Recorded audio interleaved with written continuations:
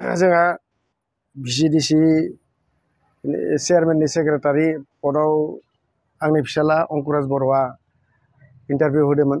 इन्टारभिउनि उनाव बिथांनि जितु सेक्रिफाइस, बिथांनि जितु खस्थ'नि बिनिमयाव रिटेनावबो पास जाबाय, अरेलावबो पास जाबाय आरो दिनै फाइनाल लिस्टआव ओंखारबाय। बिनि थाखाय आं गोजोननाय मोनबाय।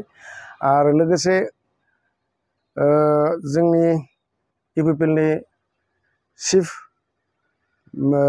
जा प्रमद बर' सारखौ आंनि गोसो गोरबोनिफ्राय बिथांखौ आङो साबायखर जासिबाय।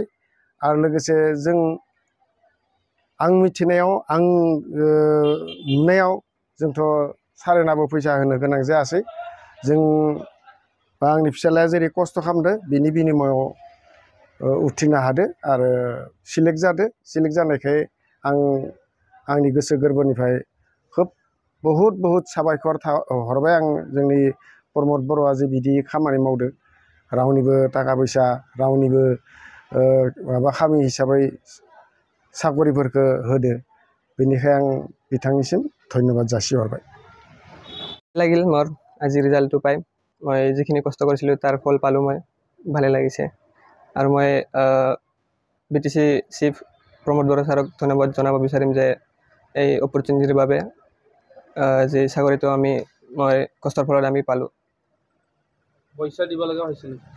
নাই, পইচাটো দিব লগা নাই। মই যিখিনি কষ্ট কৰিছোঁ, যিখিনি মই প্ৰিপেৰেশ্যন কৰিছিলোঁ তাৰে হিচাপত মই পোৱা বুলি ভাবোঁ মই।